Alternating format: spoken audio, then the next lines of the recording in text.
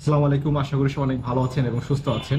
LinkedIn রেস্ট্রিকশনের উপরে কিন্তু already আমাদের চ্যানেলে বেশ কিছু ভিডিও আছে, আমি কথা বলেছি বিভিন্ন বিষয় নিয়ে যে লিঙ্কডইন রেস্ট্রিকশনটা কেন হচ্ছে এবং এখান থেকে আসলে আমাদের পরিত্রাণটা কি, কিভাবে সলভ করতে পারে।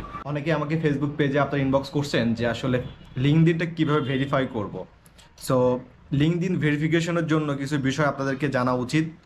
কারণটা হচ্ছে লিঙ্কডইনে যারা কাজ করছেন বা কাজ করতেছেন লিঙ্কডইনের উপরে, লিঙ্কডইন অ্যাকাউন্ট রেস্ট্রিক্টেড হয়ে যাচ্ছে। এই প্রবলেমটা কিন্তু দীর্ঘ সময়ের, আমরা গত বছর থেকে দেখে আসছি যে লিঙ্কডইন অ্যাকাউন্টটা রেস্ট্রিক্টেড করে দিচ্ছে। তো লিঙ্কডইন অ্যাকাউন্টটা কেন রেস্ট্রিক্টেড করে দিচ্ছে এটার উপরে কিন্তু অলরেডি আমি বেশ কিছু ভিডিও বানিয়েছি এবং কথা বলেছি যে কেন রেস্ট্রিক্টেড করে দিচ্ছে এবং এখান থেকে আসলে আমাদের সলিউশনটা কি, আলটিমেটলি আমাদের কি করা উচিত। তো লিঙ্কডইনটা ব্যবহারটা আমাদেরকে আসলে সুন্দরভাবে ব্যবহার করতে হবে, জানতে হবে যে কেন রেস্ট্রিক্টেড করে দেয় এই বিষয়গুলো নিয়ে। তো অলরেডি ভিডিও বানিয়েছি, আপনারা সেইগুলো দেখতে পারেন।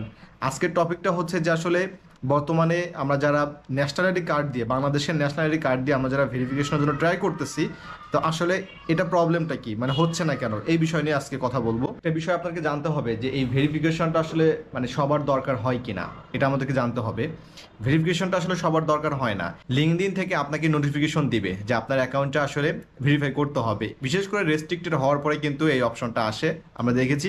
এবং অনেকেরই কিন্তু যারা সুন্দরভাবে কাজ করে তাদের আসলে ভেরিফাই একটা অপশন থাকে, সেখানে আসে ভেরিফাই করতে বলে। বাংলাদেশি ন্যাশনাল কার্ড দিয়ে কিন্তু এখন পর্যন্ত ভেরিফিকেশনটা কিন্তু আসলে কোনো সিস্টেমেই কিন্তু লিঙ্কডইন অ্যাকসেপ্ট করছে না, এটা আমাদেরকে জানতে হবে। সো বাংলাদেশি ন্যাশনাল কার্ড অপশনটা আপাতত বাদ। যারা হচ্ছে এটা ট্রাই করতেছেন না জেনে আসলে আমরা করতেছি যে বাংলাদেশি ন্যাশনাল কার্ড দিয়ে কিন্তু এটা আসলে কাজটা হচ্ছে না। এখন আমাদের হাতে আসলে দুইটা অপশন আছে, যে অপশনটা হচ্ছে একটা হচ্ছে বিজনেস ইমেল, আর একটা হচ্ছে পাসপোর্ট। আর অনেকের ক্ষেত্রে যেটা হচ্ছে যে পাসপোর্টটা যখন আপনারা ট্রাই করতেছেন অ্যান্ড্রয়েড ফোন দিয়ে, অ্যান্ড্রয়েড ফোনে কিন্তু হচ্ছে না। যাদের হচ্ছে আইফোন আছে তারা আপনারা পাসপোর্টের স্ক্যান কপি দিয়ে কিন্তু এটা কিন্তু অনেক সময় হচ্ছে। সো আপনারা পাসপোর্টটা দিয়ে ট্রাই করতে পারেন। আর অ্যানাদার অপশন হচ্ছে বিজনেস ইমেল। এখন বিজনেস ইমেলটা কি এটা আমাদেরকে বুঝতে হবে। বিজনেস ইমেল কিন্তু আসলে সবার থাকে না। যাদের আসলে ওয়েবসাইট আছে, ডোমেন হোস্টিং আছে, তাদের আসলে বিজনেস ইমেল থাকে, তারা বিজনেস ইমেল ক্রিয়েট করতে পারে। তো বাংলাদেশে এই ধরনের কোনো সার্ভিস নেই যে শুধুমাত্র আপনি ইমেল ক্রিয়েট করতে পারবেন। আর যদিও থাকে তাহলে এটা আসলে আপনাকে খুঁজতে হবে, ট্রাই করতে হবে যে কারা এই ধরনের সার্ভিসটা দেয় যেখানে আপনি বিজনেস ইমেল রাখতে পারবেন। সো সব থেকে ইজিয়েস্ট ওয়ে হচ্ছে যে যাদের পাসপোর্ট আছে তারা আপনারা পাসপোর্ট দিয়ে ট্রাই করতে পারেন। সো যাদের পাসপোর্ট আছে আপনারা পাসপোর্ট দিয়ে ট্রাই করতে পারেন। অ্যান্ড যাদের পাসপোর্ট নাই, তো বাকি অপশনটা হচ্ছে আপনাদের বিজনেস ইমেল ক্রিয়েট করতে হবে। আর বিজনেস ইমেলের জন্য যেটা বললাম, অবশ্যই আপনাকে ডোমেন হোস্টিং পারচেস করতে হবে। সো আপনারা অনেকেই আছেন গোডাডি, নেমসিপ থেকে আপনারা পারচেস করতে যাচ্ছেন, বা ওই যে হোস্টিং গার্ড অনেক আছে, এটা ইন্টারন্যাশনাল। বাংলাদেশে অনেক কোম্পানি আছে, তাদের কাছ থেকে কিন্তু আপনারা ডোমেন হোস্টিং পারচেস করতে পারবেন।